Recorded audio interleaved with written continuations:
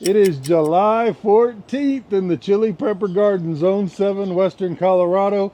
And while things may seem boring in your garden right now, they're really not. There's a lot going on. We're in that middle point where we've ran like crazy to get everything planted out that we can. And now you kind of just have to take care of it and let it grow. So if you want to see where my garden is this time of year, or maybe it'll make you feel better because things don't seem like they're growing as well as they should be when really they are. We'll start over here on the east side of the house because that's where the sun's going to blast us first. It's already starting. And this is what's turning out to almost be a failed test of all the different soils that we did. Okay, so honestly, none of them are doing that well. But part of it's my fault. I didn't get them planted out as soon as I wanted to. I just clipped off a bunch of the little cherry bomb that had started on there that I think they were robbing the plant from its energy of trying to recoup. And now they look like they're gonna live. So we're gonna nurse them back to health a little bit, just kind of baby them. Put them over here on the east side of the house so they get really bright sun until about 2:30, 3 o'clock in the afternoon. Then the sun moves over the house that side and they get shaded. So they're cherry bomb peppers, they're the hot ones. And even though they don't rate as hot as like a cayenne, man, last year's heat, when you took a bite of it, it just like enveloped your whole mouth. It was so fast. It was kind of a cool pepper. So that's why I chose to do it with this one. Hopefully we get a lot of peppers out of this test and we get to see which soil performs best. If you watch in my earlier videos, I didn't think that this blueberry was gonna live at all. And I've babied it like crazy. And then the one over here is the one that I picked up that looked dead at Walmart, and I've nursed it back. And this one is its third year with me now. And if you followed along, I didn't have much luck with blueberries when I started. I had never grown them before. I've seen people say that I'm wrong when I say this, but it works for me, so give it a shot. If you're struggling with your blueberries, lower the pH of the water. Of course, we know that they like it more acidic than other plants. When I put pH down in my nutrient water, that's when this big one came back to life the year before last, because I thought I lost it, and then we recovered it.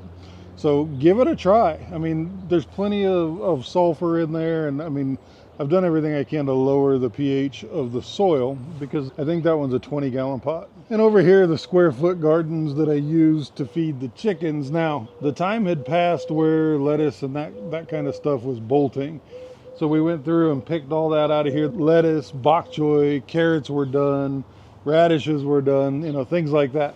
Now we've switched it around. In the very center, I've put tomato plants. And then we're in the process right now of planting Swiss chard and some things around it to keep food for the chickens. This one I went with 2 of my big cherry tomato plants, and I'll bring you down close to see. When I was restarting Swiss chard, there's where we're at, and same time, same planting. There's where we're at. That one back there, I haven't figured out yet what that one is. That's a volunteer. It came up on its own. More Swiss chard over here. And then to show you, this is the same Swiss chard I've had all year. I just keep watering it heavy and it keeps producing, no bolting. And behind it, I've kept kale alive as well. We've got more kale, more Swiss chard, celery, and then we're about to pull everything up front. I'm going to give that to the chickens today. But we're about to pull everything up front here, and we're going to go with some more leafy greens. I got to get more leafy greens for the chickens. These pots Steven planted down here as an experiment are doing really well. And I think it's because they're getting more shade. We're able to keep it alive, mostly for the kale. The chickens love the kale. But he's also got lettuce out here. I threw a random Carolina Reaper, just because I have them everywhere. Thank you, Rocky. This is my Dorset Naga that I have named Julian. And if you haven't kept up with it, I got the seeds from Chili Chump out of the UK. And this is my version of the Dorset Naga challenge. We're gonna see how big we can make Julian. And because all plants are different, you just never know what you're gonna get. We got Ricky over here. And this is Julian's brother Ricky, so if you watch Trailer Park Boys, you'll get the reference. And back over to the north side of the house, you'll see the sun's coming up quick. because I'm doing my morning chores while I'm doing this video. I'm stopping and watering and then coming back to the video, taking care of the chickens. You got to remember, this isn't just a YouTube garden. This is a garden I work all day, every day. I've got everything set up in rows on the north side of the house. So very first two are the primatalis. They're still little, but now they're starting to show some promise. I was a little worried about them. Then you've got Super Beefsteak and Paul Robinson tucked back in here by my little workstation that I have going. And then in here I've got KSLS, the King Star Lemon Starburst in the back of the tub with the English burpless cucumber in the front. If you've been around here before, you know I am a Carolina Reaper fanatic. I love growing Carolina Reaper. This is my third generation from seeds that I originally got from Pucker Butt Pepper Company. And they just get massive and put out a ton of fruit.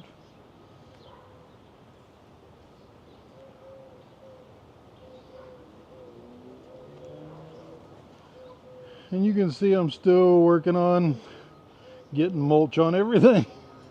Everything's always a work in progress. And then up front we have Ricky that I showed you earlier, Craig's Grande Jalapeno. These are the Full-Ju jalapenos. We're already getting a ton of fruit out of them.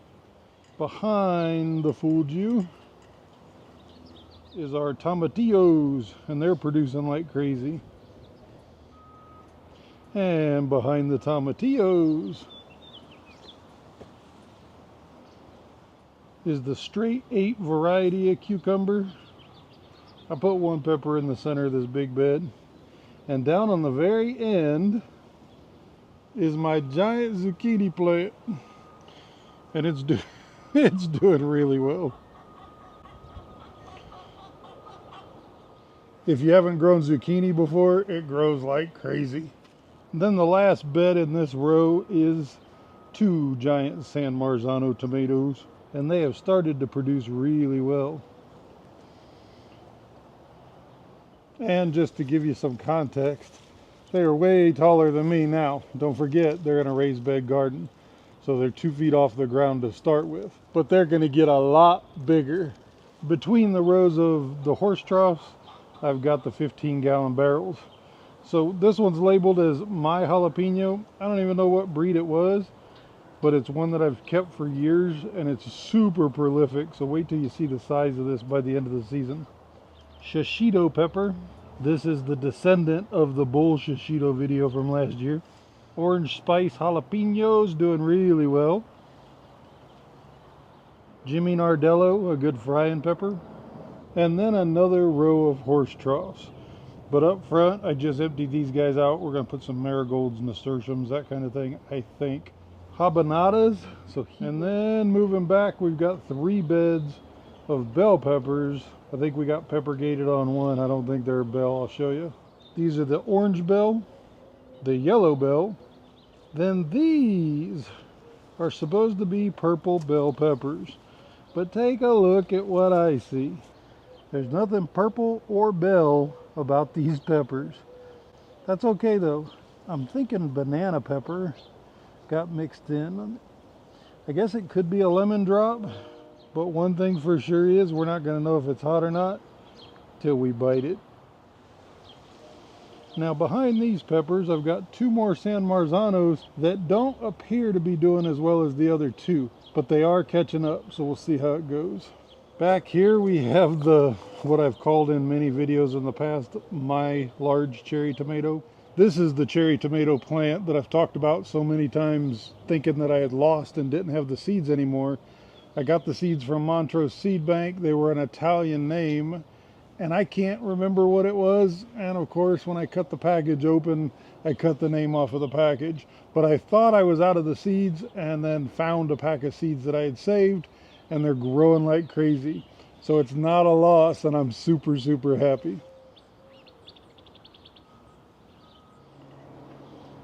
I got to get back to work watering the rest of these over here. I've watered up until the bell peppers, but I got to do from the bell peppers all the way to the greenhouse. And as you can probably see, that sun is coming up quicker than I want it to. Morning chores take a while.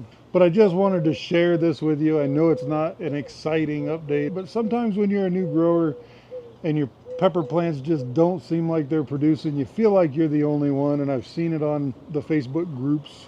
A lot of new growers are panicking right now and thinking things aren't as far along as they should be. So that's why I'm doing this, is hopefully to help some people out and realize that plants first put down their roots, and it can take a while. They put a lot of roots down, and then all of a sudden one day it's like the light switch flips and they shoot up in the sky. I'm going to do one of these every month just so we can track where the garden's going to be. And it's a great form of recording the progress of this year's garden versus next year's, and the year after that, and the year after that. And if you haven't gotten into gardening, it's not too late. There's plenty of seeds you can still plop in and get some kind of a harvest out of this year. Hell, I would even go as far as like an early variety of tomatoes. I'd go for it. What's the worst that's going to happen? It's going to grow and not flower. Most of your peppers you're probably shot in the foot on for this year because they take forever.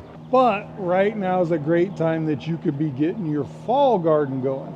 There's a lot of crops out there that like cooler weather. Like I showed you inside, broccoli, cauliflower, cabbage is another one.